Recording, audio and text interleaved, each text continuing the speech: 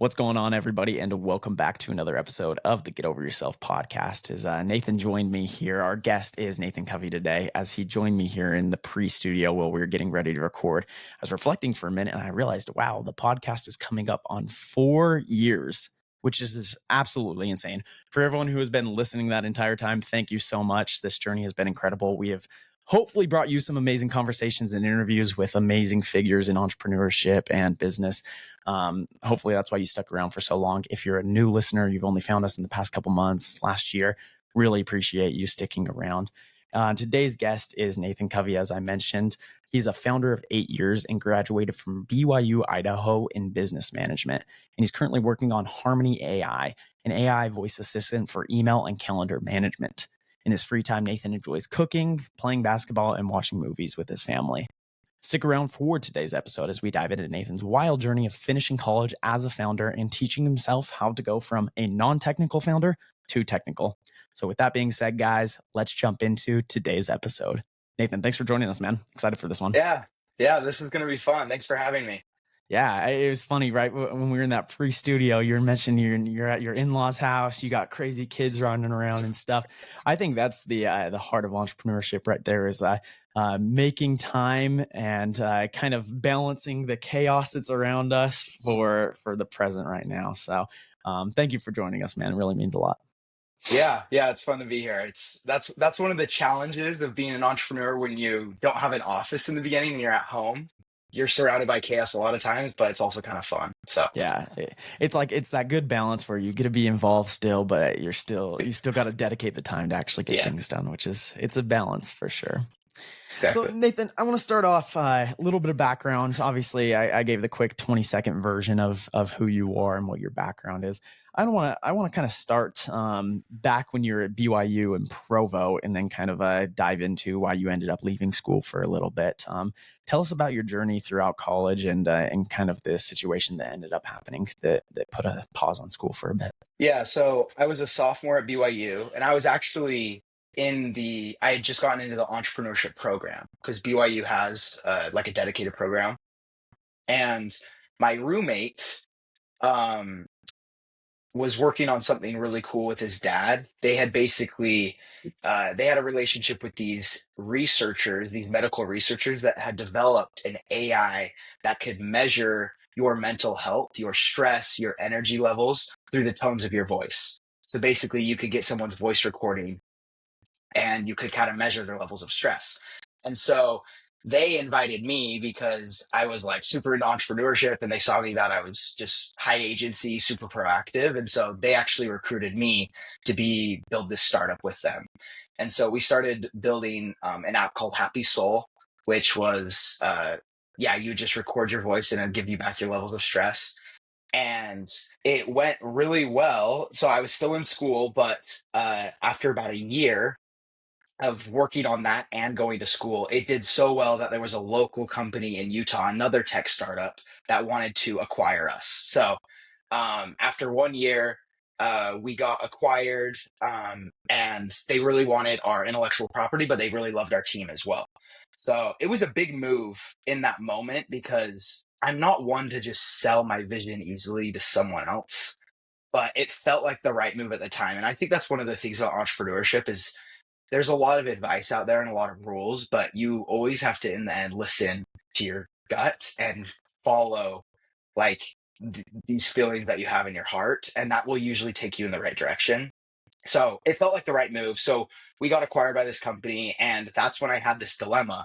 I'm like, BYU is pretty intense. And so I was like, I'm not going to be able to continue at BYU and do this startup because I'm going to go work full time as a head of marketing at this startup that was acquiring us.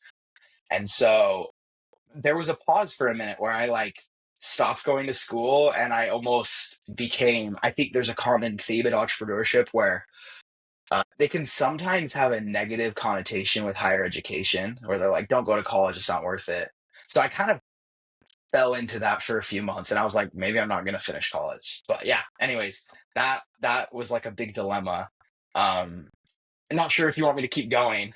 No, yeah, let's pause real quick on that for a Yeah. second. So you're working on this startup as a college founder. You guys are absolutely crushing it. You have kind of the domain expertise with your friend's father at the time who had really gotten that off the ground. It sounds like from your brief description there, he's kind of like the researcher behind everything, and he needed people to go out and execute. It sounded like you and your partner were the Yes. executors. We were sweat equity. He helped us get it started, but yeah, he had other things. So he wasn't doing a lot of the day to day. Yeah. Yeah. So you got research, kind of got the balls rolling on it, and then you and your partner were going out and kind of grinding out the day to day operations and the busyness of any startup lifestyle. And at what point did you guys have starting those conversations of acquisition for selling off the IP as well as kind of the acquihire situation? You mentioned it was around a year when it actually happened. Were you guys about 6 months in when those conversations started getting brought up, or how It was fast was probably the process? 8 months, Okay. and we weren't looking to get acquired. We were looking for investors.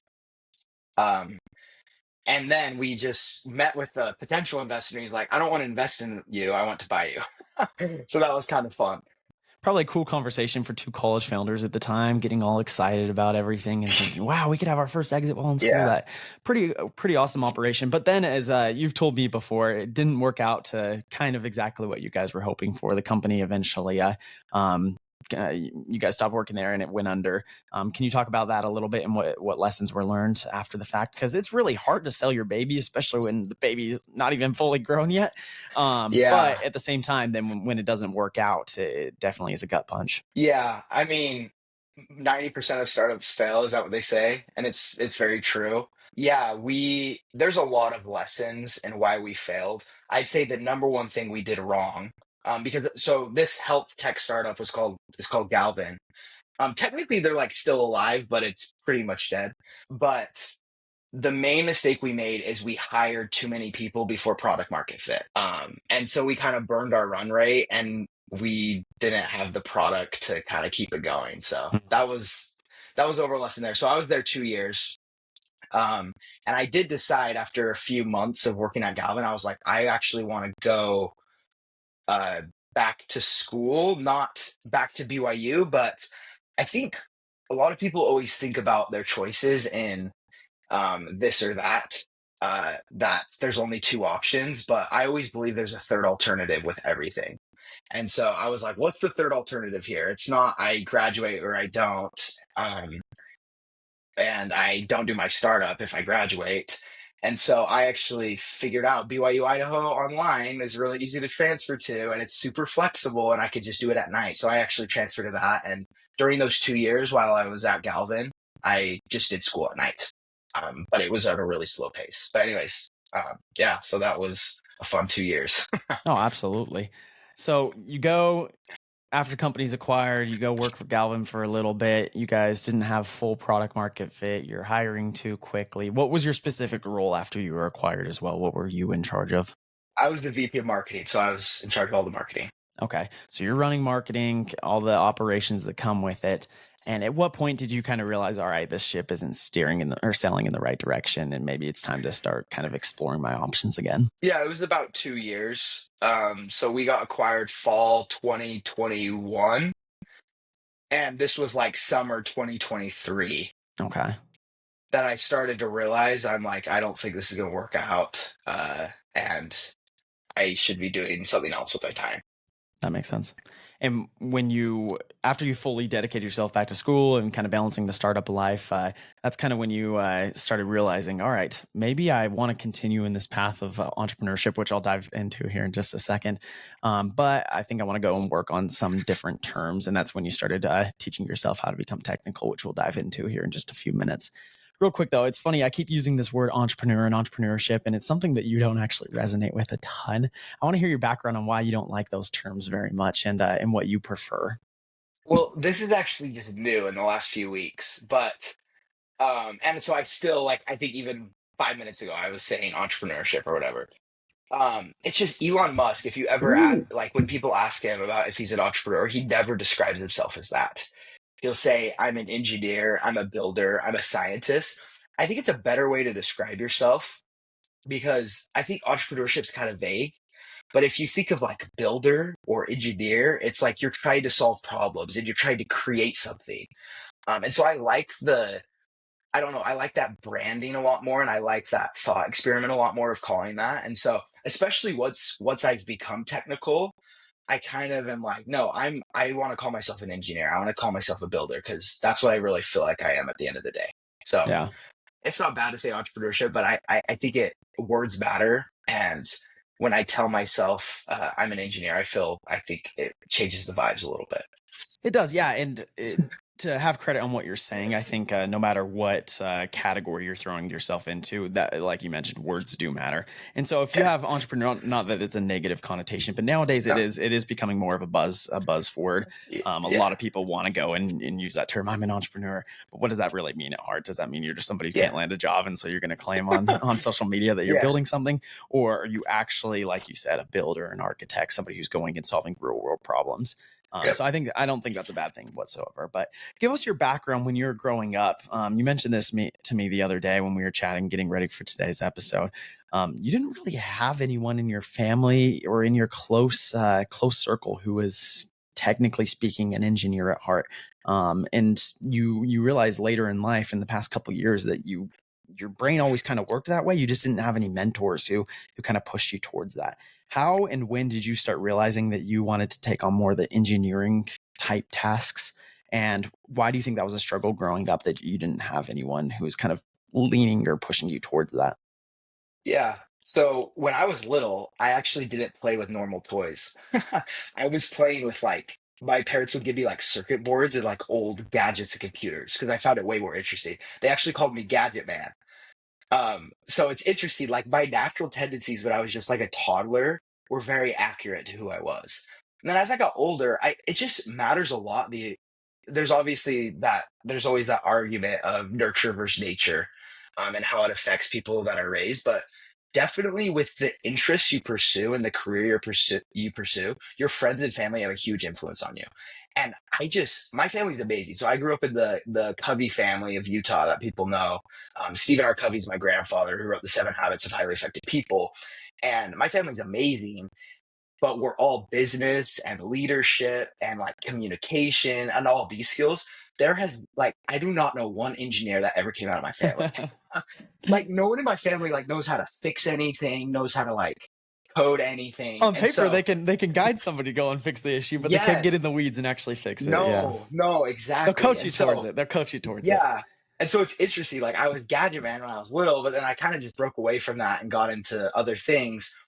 And then it was honestly like only a year and a half ago where I was like, there's this huge opportunity with AI, with coding. And the last few years, I had gotten to the weeds for a minute where I'll like start learning about a technology and I'll start maybe learning to code a little bit or doing like web design. But then it was always like this, no, you're a marketer, like you're like a business leader. And so I would always kind of fall out of it. But last year, finally, I was just like, I'm sick of not being able to build my own ideas. I'm sick of depending on other people. And there's this essay by Paul Graham. Are you familiar with Paul Graham? Yeah, Y The Combinator legend. Yeah. If anyone out there Yes. on the podcast who doesn't know Paul Graham, I'll include some episode description links so you can check him out.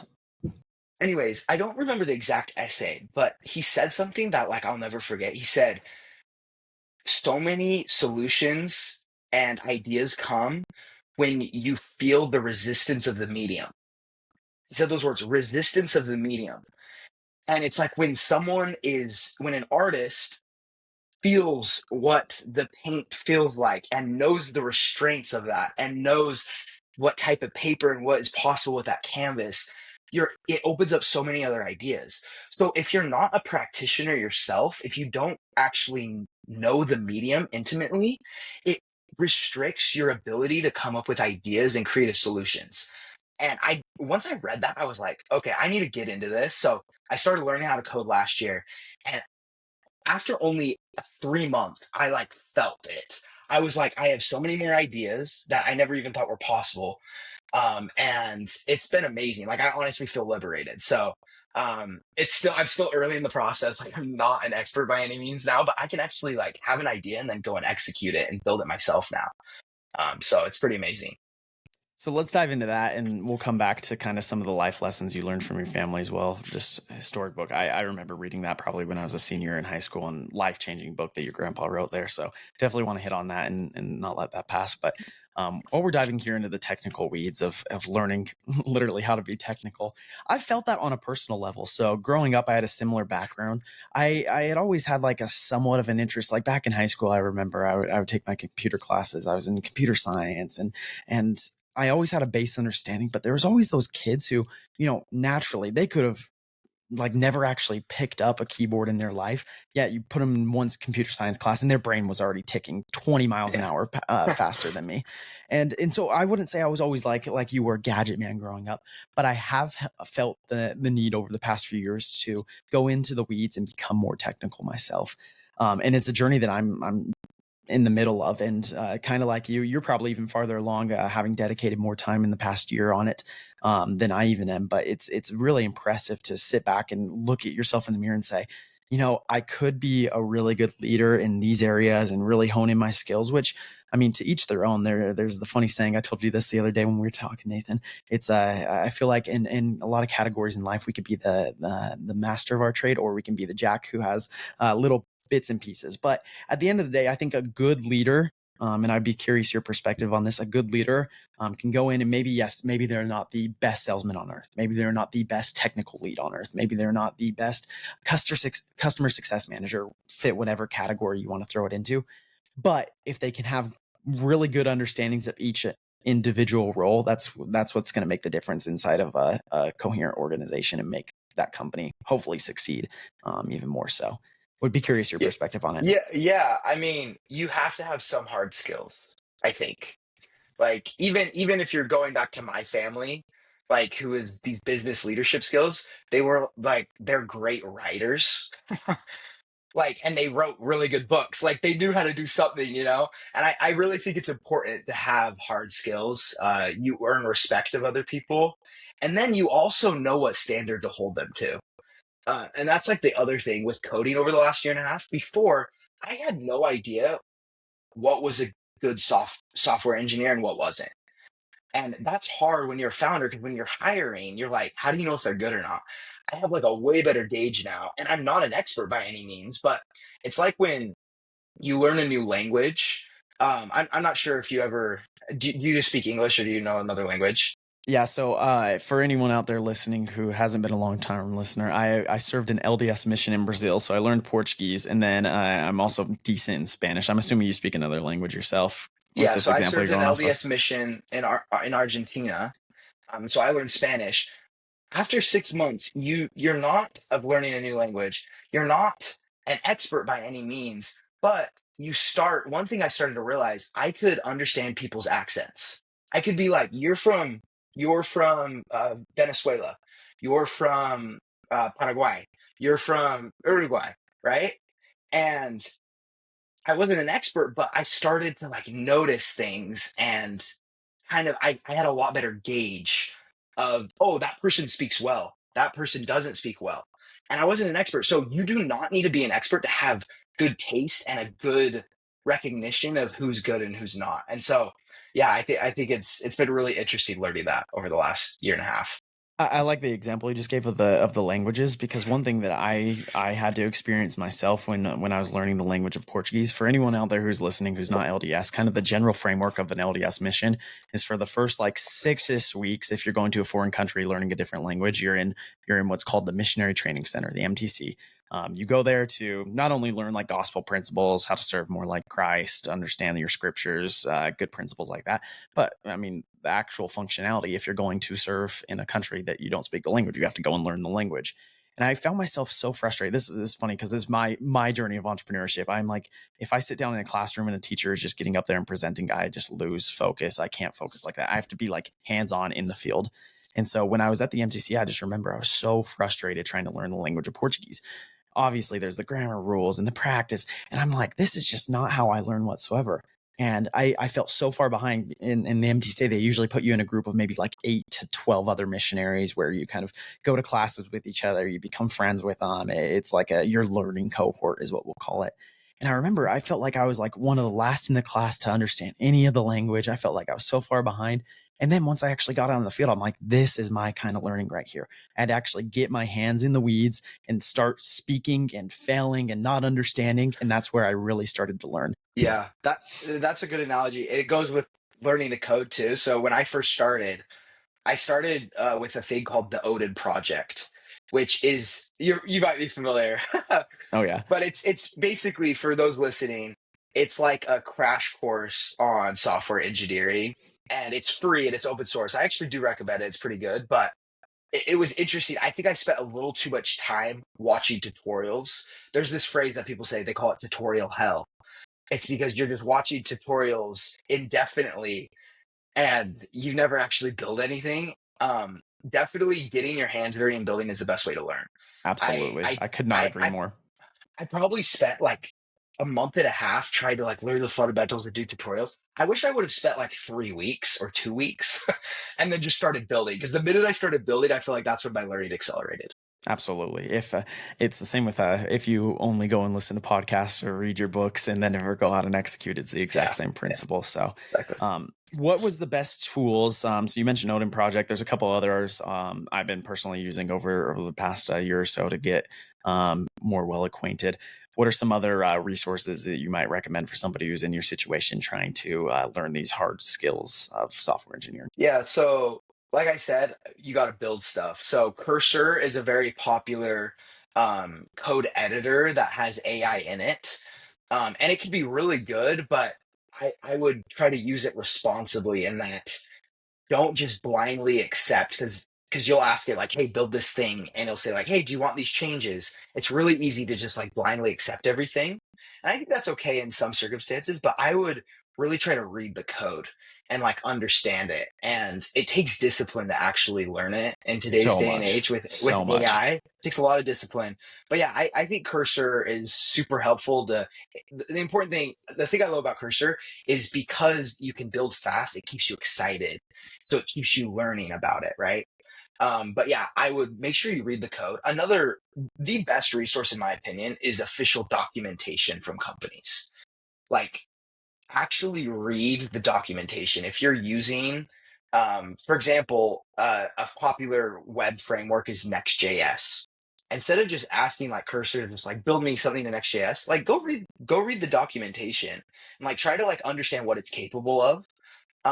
I've found the most like insights and like tons of ideas and tons of learning comes from reading official documentation from companies. So that's a really good resource. And then, yeah, just asking ChatGPT, hey, I don't understand this concept, explain it to me, is super, super useful. So And those are then some if things you're I'd anything recommend. like me, you say explain it to me like I'm 10 years old because I still don't understand it Yeah. when you try And and you, explain. yeah. Yeah. And you could say that.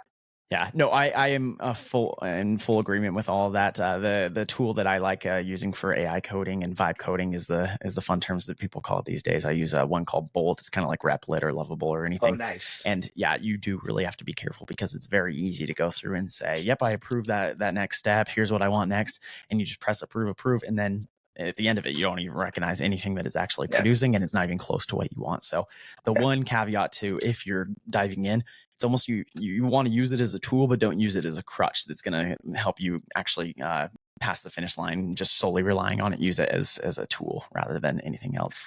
So Yeah. Nathan, real quick, as we're kind of coming up on the end of today's episode, there's two other topics I want to hit. First off, as you already alluded to, I'd love to hear any life experience that you learned from your family at an early age. Having Stephen R. Covey as your grandfather has just got to be the coolest experience. Once again, I'm a fanboy just because I've read his book. I think it's an amazing book. For anyone who hasn't read it, I'll include that one in the episode description as well. And then, of course, we need to finish speaking about your current startup, what you've been coding for the past year or so. And you recently, I believe, just got on the App Store. What was this, about 3-4 weeks ago, somewhere in there? Yep. Yep. So yeah, let's start off with the family journey. Some awesome principles. What was a Sunday family dinner like in your family growing up? What are the lessons you learned? What are some of the mistakes you've made with some of those lessons? And then we'll kind of dive into harmony and what you're building. Yeah. Growing up in the family, I wasn't really aware. I mean, we were just like any other family. We fought, like we had a ton of problems. Like we were not perfect by any means, but the one thing I would say that was very different was we had a common language. When you read the Seven Habits in my grandfather's work, it changes your language. And so, for example, we would like we wouldn't get in trouble per se, but like we were never supposed to say like, oh, I have to do something, or like, oh, I can't do that. It was like, no, you're proactive, you're capable, you choose. You don't have to do anything. You choose. Um and we would always use a phrase in my family, which is use your R&I, which means use your resourcefulness and initiative. And it was so always annoying because I'd tell my mom like I wasn't able to do something or like I couldn't figure something out, and she'd just always say, "Use your R&I." So, growing up in the family, cool language culture of like being proactive and not never being a victim, and that you're in charge of your life. So that was amazing. And then as I grow older, I started to finally read my grandpa's books and stuff, and yeah, so it was awesome. My grandpa passed away when I was just like a teenager, so I never really knew him. We never really had like a super intimate relationship, but he was hilarious. I just kind of remember him of my funny grandpa. So, and then That's later I was awesome. like, this dude was like a very wise person. But yeah, That it was that is amazing. interesting how it works sometimes, right? You grew up in it, and to you, it's this grandpa, this is my family, this kind of life at normal, and then you Yeah, look at it and you say, wow, there's a lot more profound work going on in the background that yeah, sometimes we just don't appreciate when we're younger. yeah. So So Nathan, close us out. Let's talk about Harmony for a little bit. This is what you're currently working on, and this is your startup. This is your baby that you've been coding yourself for the past little bit now. Tell us about it and kind of what the long term vision is for Harmony AI. yeah. So Harmony is the culmination, I feel like, of all of my experience over the last 7, 8 years running startups, of my life upbringing. And so I am super excited about this. But basically, what Harmony is right now, it's pretty simple. It's an iOS app. You download it on your phone, and it's an AI voice assistant for email and calendar management. So I can connect my Google account and I can talk with it while I'm in the car or like on a walk or where I need to be hands free and eyes free. And I can say things like, "Hey, what are my most recent emails?" And then I can tell it to write drafts for my emails, and then I can say like, "Hey, what's upcoming on the calendar this week? Can you create a calendar event with this person?" And in a lot of circumstances, it's a lot faster to use your voice and to say it in natural language rather than have to go and tinker with UIs. Um, but we're still getting there. In some situations, it's not as fast. But anyways, the long-term vision with Harmony, and this is where I feel like a lot of the tools are missing things because we have competitors. There's a lot of people building really cool AI email and calendar agents right now.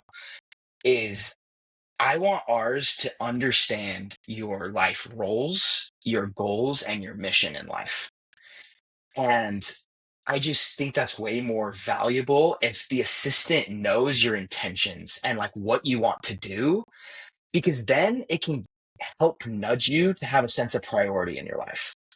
And this is everything my grandfather always taught is like he taught have a mission statement. He said, begin with the end in mind and then work backwards from there. And then he said, then you need to put first things first and you need to prioritize the non-urgent important tasks. That's where all of the leverage in your life comes from. And I look in our world today and everyone's just addicted to urgency. Like everyone's addicted to urgency. And my grandpa explained in his book in 1989, Seven Habits of Highly Effective People, he lays out, he says, this is the perfect planning tool. This is the perfect assistant. And he says, like, it needs to be portable. Like, you need to be able to take it everywhere. It needs to be flexible. It has like all these standards. It's a pretty high standard, but it's interesting.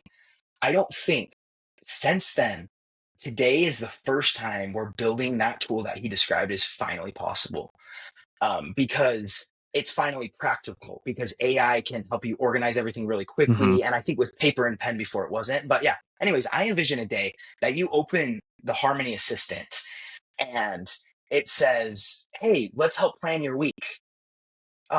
What are your current life roles and goals and like what are you tackling right now, and you can just talk to it like a person and it'll help you prioritize things. It'll help you uh say like, hey, I've noticed you've been working a ton lately. Like maybe we need to like schedule like some time for your family or like some time to go on a date with your wife. And there's obviously a level there where we need to like privacy and security is always going to be concerned and we will handle that. But I just imagine this assistant that nudges you to prioritize correctly and put first things first in your life. And it'll do that with your calendar, your email, your tasks, have all the context it needs. Um, so anyways, that's the vision of Harmony AI. I think it could be really cool. And we see this in pop culture, like Jarvis is one. Uh,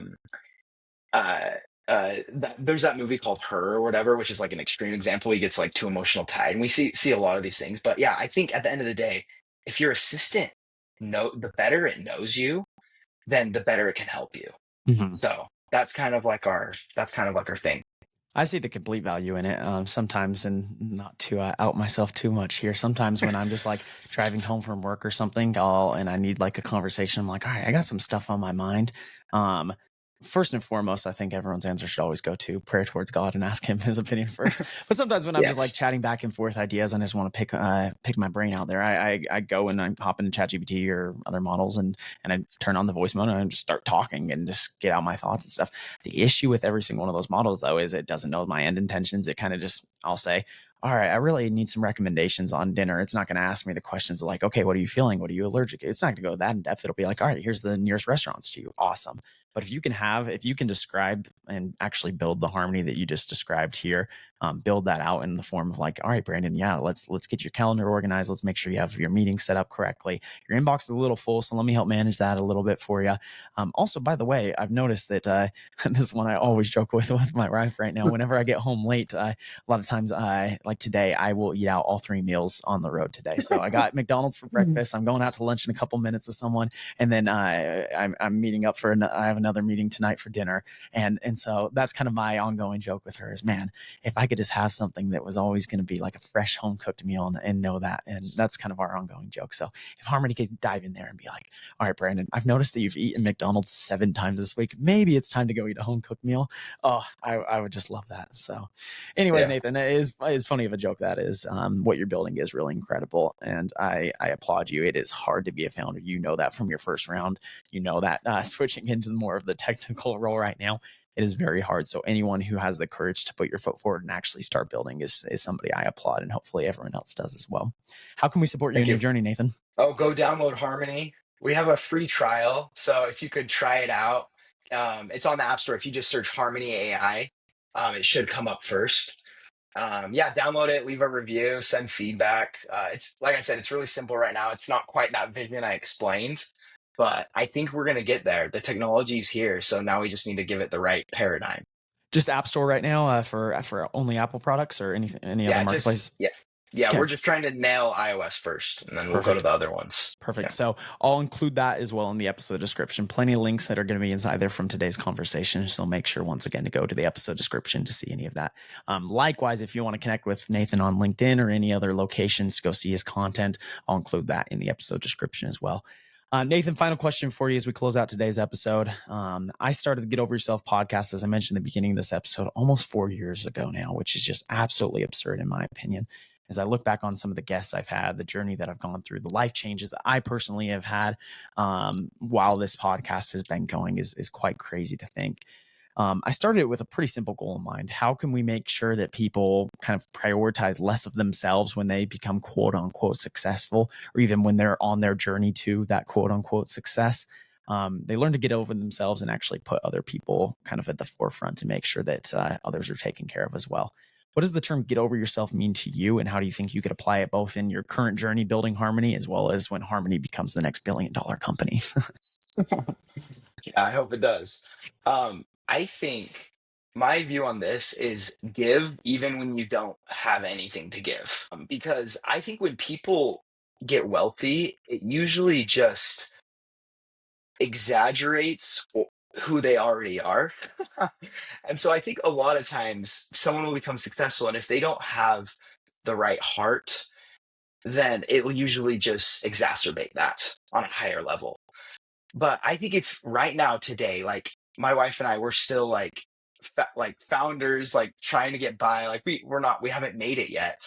We still try to give back. We still try to be very generous and help people that have less than us. And I think like if you have that in your heart, when you make it, you're just going to do that at a larger scale. And so that would be my challenge to all the viewers is like, don't wait till you've made it to give back. Like give back today, and then when you have made it, you're going to be able to do that 10x. So that kind of would be my message to everyone. I love it. I love it. That's the perfect way to end today's episode. Guys, once again, check out the episode description down below to see all of the different content we talked about today. If you are a new listener, it would mean the world to me if you left a review or shared this conversation with somebody who you think could benefit from hearing to today's conversation and words shared. That's how I continue to grow the podcast myself and keep producing these episodes for you guys. With that being said, we'll be back next week with another great episode, and we'll see you guys then. Thanks for joining. Thanks.